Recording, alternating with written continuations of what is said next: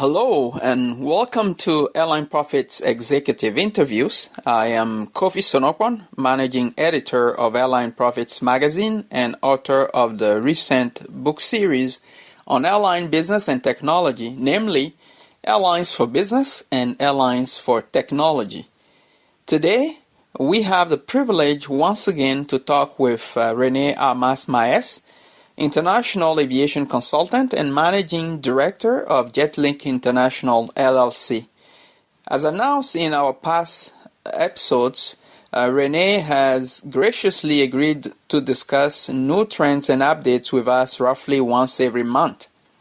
In today's interview, which is the third and final of a three-part series on innovation and digital transformation in commercial aviation, we will conclude our discussion with a specific focus on how airlines and airports can align their strategies pertaining to technology in order to make it a win-win-win proposition for themselves and for their customers, namely passengers.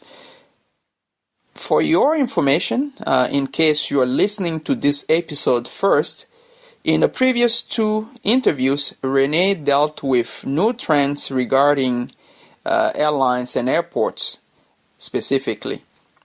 The link to those interviews are included here so you can access them at your leisure. With that, I invite you to stay tuned until the end to hear what René Armas Maes has to say. Thank you.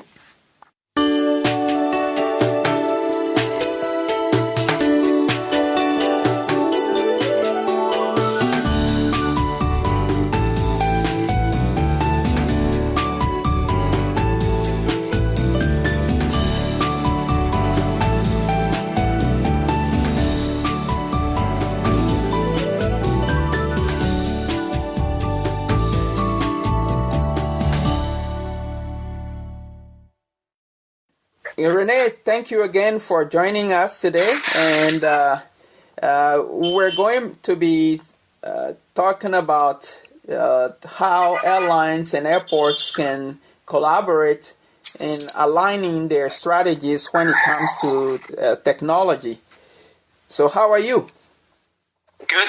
Thank you very much for the opportunity again. I'm excited. This is part 3 of 3. So, yes, thank you very much for the opportunity again. How are you doing? I'm fine, thank you. So, my first question is, why, in your opinion, should airlines and airports cooperate regarding their digital strategies? Yeah, the key point to make here is that airports are an integral part of a passenger travel experience.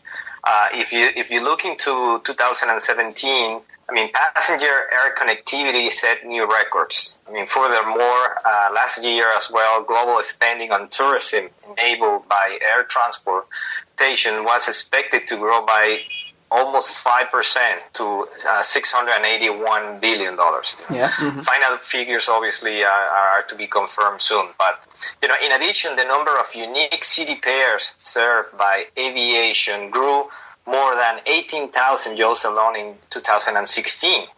That is a 92% increase over 1995 figures. So that's an impressive growth. Moreover, if you look at airlines, airlines were expected to take delivery of more than 1,700 new aircraft in 2017. Around half of that, obviously, will be replacing older and less fuel-efficient aircraft, taking the global commercial fleet to almost 29,000 aircraft. Overall, what we are seeing is a very strong growth. With one key challenge, as we know it is airport infrastructure that is not keeping up with the air traffic growth, and airport congestions and delays obviously are real these days. Consequently, one can observe that a seamless and stress-free travel experience can only be experienced by airlines and airports if they work together on a digital strategy, among some other obviously areas, with a key focus on easing passenger journey pain points. Both of them, airlines and airports, should immediately, independently, and then jointly map out end-to-end passenger touchpoint from ticket purchase to passenger flows at terminal and airport queues to airport processes in order to ascertain current travel experience while being able to identify those processes and areas that are constantly rated below average passenger service levels. As discussed in the two other previous podcasts, these areas typically are airline check-in processes, airport border control, and security checkpoints, just to name a few. In addition, a well-known airport statistic says that an extra 10 minutes in a security checkpoint line might reduce the average passenger retail spending by 30%. Yeah. That indeed can translate into a large commercial opportunity loss for both airports, airlines, and as well as retailers. Yeah. If a common strategy and commercial commercial digital strategy through product bundling and ancillary revenues and other is not pursued. At the end, a successful joint digital airport and airline strategy will depend largely on how technology can be adapted, how it can be applied, how can it help to optimize and improve passengers' experience, either directly or indirectly via airlines and airport systems and their staff. Okay. Good. So now, as commented before, an organization's culture is the most significant barrier to execute a digital strategy. And other barriers are the lack of understanding of digital trends, that of digital talent, and IT infrastructure. Can you provide some examples of airlines and airports and how their specific top management leaders are transforming their businesses and differentiating themselves from the competition? Yeah, that's a very good point. I mean, if you look today, I mean, it seems like both airlines and airports, everybody is working on their own. Okay. So you see it a lot in a number of conferences and events, happening aviation events today, where the common topic is either airports doing their digital strategy or airlines doing their digital strategy, how they are doing, how they are coping with that, and what are the processes they're implementing and the challenges. Mm-hmm. But the great thing about this podcast, is that I think people should be talking about how airlines and airports, can align their digital strategy. So I'm going to talk about some examples about how top management leadership is basically transforming their business, and then we'll have a joint effort to show you how they can work together. Sure. Yeah. I mean, if you look at this is probably the most important point of all in setting up a sound digital strategy. Leadership from the very top, yep, and team empowerment are very key to get this done. If you don't have the right support from the very beginning, you must probably, under a best scenario, partially execute a digital strategy. Yeah. On the airline side, I mean, recently Jetstar Airline Group CEO and Avianca Airline CEO have a common view on leading digital transformation from the top down, based on what they perceive their businesses are today and what it would be like in the future. Both airline CEOs have expressed interest in running their businesses with a strong digital foundation, or what they call as a truly online retail and digital enterprise that happens to operate aircraft. I mean, that is a very interesting concept that sends a strong message to their employees and to the core of their organization, the way they want to model their business and run their business with a really with a good foundation of digital strategy. Their idea and focus are on using data and digital tools to personalize offerings and maximize revenues while lowering costs and serving their customers better. Moreover, you have another example. Ryanair, the ultra-low-cost carriers in Europe, has a similar mentality on this regard. And I think that is a much better way to align with what the future might hold for their businesses. On the airport side, digital side, When completed, Istanbul New International Airport is planning to double its capacity to 200 million passengers, or more than 100% increase, with an impressive network of more than 350 destinations. Its top management and chief information officer has pledged to build the first end-to-end digital airport in the world, with unique user-friendly IT platform to enhance passenger travel experience. So that's a very good example of an airport that's basically being set up from the ground up on the digital side. Among the technologies that they're planning to use to speed up passenger flows, among others, we're talking about real-time passenger auto-locate technology that is going to be implemented at the airport. A nearby airport staff assistant app will be implemented as well. They will be using big data analytics, mobile apps with real-time views of queues at, for example, those pain points that we described before, security lines, immigration, and other key touch points at the airport. In addition, they will be implementing self-service bag drops, biometric check-in, which many airports are testing and rolling out today, and automated e-passport gates, among others. Moreover, and in order to improve the airport retail experience, a combination of 3D holograms, mobile cash registers, and customer profiling will be implemented. Even what they call a magic mirror application will allow customers to see virtually how watches, clothes, or makeup products look on them without physically trying them on. Among other intelligent options. So that's something that is, as I mentioned, is being created for the ground up with a digital mentality at the core of the business. Furthermore, you have another example, and continue on the airport digital side, is Singapore Changi International Airport, especially as its commercial strategy is planned to focus on digital innovation as a key driver to optimize revenues. The airport leadership today, the team is looking to keep passengers informed at all times. But how they are kept informed using digital communication channels is even more important for them. At this airport, top management believe that passenger profiling, personalization, and customized messages will make even more meaningful for passengers while assisting the airport to maximize revenues. In addition, and in this regard, one interesting idea is to build new passenger experiences at the airport and share them with those they are connected to in their social media networks.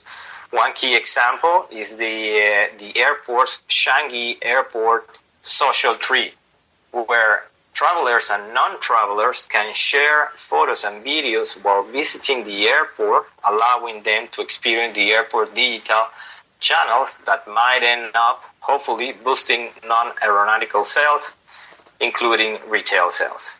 Therefore, for this one, top-down digital strategy and support from the very top are key to transform a business, and we can see through this airlines and airport example how it can be done. Okay. Now, thank you for that. And now, as we all know, both airlines and airports want to optimize their cost structure and grow revenues through ancillary products and fees. Both are pushing for differentiation and product innovation strategies as well. How can airlines and airports work together to stay ahead of the competition while improving end-to-end passenger travel experience? This is a key question, and this is basically the main core of this final podcast. I mean, how can airports and airlines work together on this? How they can maximize revenue, contain costs, or share risk? I mean, digital technology is one example that airlines and airports can collaborate to stay ahead of the competition, as it creates significant business opportunities for both. Today, it is not new that airlines have and are partnering with vendors at passenger home base. You have one example, which is Air China, that has partnered with an online retailer called JD.com 2, offer passengers a selection of goods they can purchase via the airline in-flight entertainment system for delivery to their homes. Yeah, that's one key example, and it's working well for them. okay. Likewise, you have Finnair. Finnair, called Nordic Sky Portal, can be accessed from passengers' own devices and give all passengers free access to Finnair.com, Okay. allowing passengers to book, for example, taxis on their inbound flight to Helsinki, or book destination services such as trips, dinners, cruises, concert tickets, etc. Yeah. Moreover, the airlines is also considering letting passengers pre-order their groceries in flight for home delivery that same night or the same day. However, you don't see that commercial relationship happening today much between the airports and the airlines. Yeah.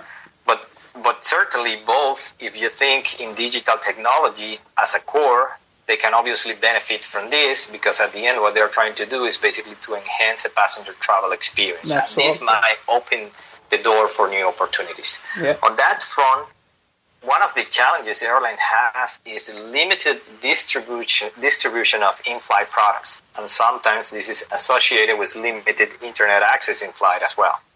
Therefore, it ends up reducing digital revenues for airlines.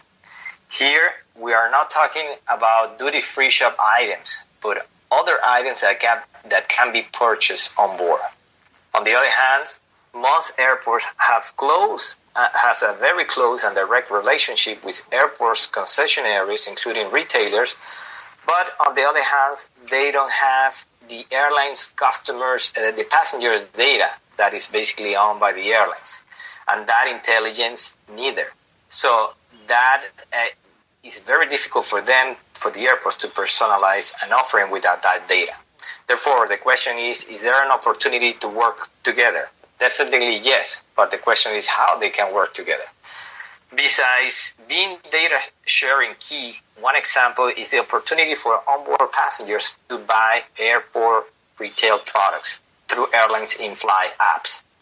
Picking those items after they land, or even better, getting those items delivered to passenger homes. Likewise, connecting traffic at airports is another commercial opportunity both airlines and airports should pursue together, as passengers typically waits between 2 to 8 hours plus on the ground while they are connecting flights. Those two are important commercial opportunities to be considered for airlines and airports. But the key challenge today is that there is limited exchange of customer data between the two. Therefore, that needs to be addressed if they want to maximize revenues per passengers. Furthermore, business launches are another commercial opportunity that should be jointly pursued by airlines and airports under the same philosophy. That is, passengers could purchase airport retail products and get those items delivered to their gates before they depart. Yeah. To conclude on this point, airlines and airports need to partner to maximize revenue, and those described are just a few examples of how that relationship needs to change in order to work. Okay. Now, on that topic of sharing passenger data between airlines and airports, do you see any other areas where they could collaborate as well? Yes, certainly. One area would be risk associated and technology development costs. Yeah. Digitalization should mean as well how can airports, airlines, and tech companies can collaborate. Mm-hmm. For example, by joining forces and developing a joint app, both airlines and airports can decrease in implementation risk. One example is what we described before, or the case where airlines, through their in-flight entertainment system and airports retailer, should join forces to optimize revenues. That's one key example. Another example is airport security. For example, motion detection technology that can automatically start a video recording if a robbery in progress is detected at the airport.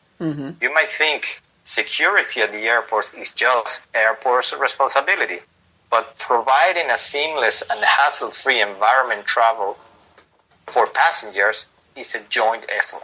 Yeah.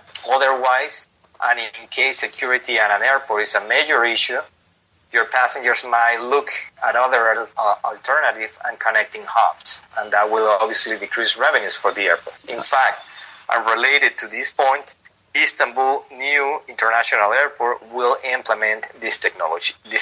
So those are three areas where they could potentially collaborate.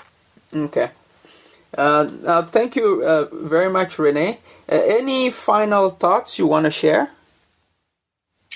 Yes, as mentioned at the very beginning of this conversation, global air travel growth will continue doubling or tripling at airports in the next 15 to 20 years based on a number of forecasts released by a number of companies and aircraft manufacturers.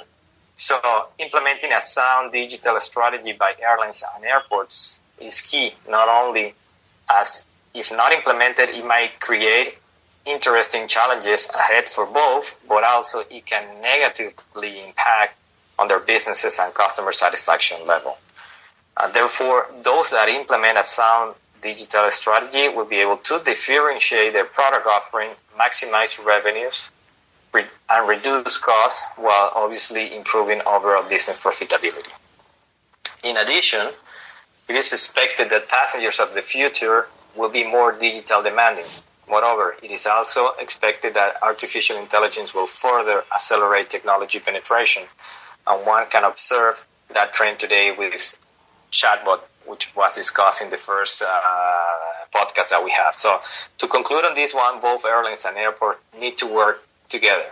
Yeah. Key areas are exchange of passenger data in order to influence and personalize navigation towards commercial areas at terminals, in order to increase ancillary revenues, new terminal designs or modifications. I mean, airlines should be consulted. They should be working with them. Joint apps to facilitate retail goods to be ordered on board. They should be developed as well as some other areas. Furthermore, joint airline and airport product and services discount could be offered depending on a passenger airport entry time, for example. Let's say those that are willing to arrive 4 hours before departure time could be offered tailor-made incentive and enjoy, let's say, VIP services such as a gourmet dining experience with a chef, pre-departure massage, and other premium or not services. But as indicated before, it all boils down to a few key points. Digital leadership from the very top is essential. Mm-hmm. Team alignment is key as well. Yeah. Data exchange and joint airline and airport approach to digital strategy are a must to make this another incentive commercially viable for both. Well, thank you very much, René, for your time and for sharing these insightful thoughts with us, and I look forward to our next conversation. So I wish you have a great day then. Thank you very much, Kofi, and thank you for the audience of Airline Profit as well, and for the opportunity. My pleasure. Thank you. Have a good day. Take care. You. Bye. Bye-bye. This concludes my interview with René Armas Maes, International Aviation Consultant and Managing Director of JetLink International LLC.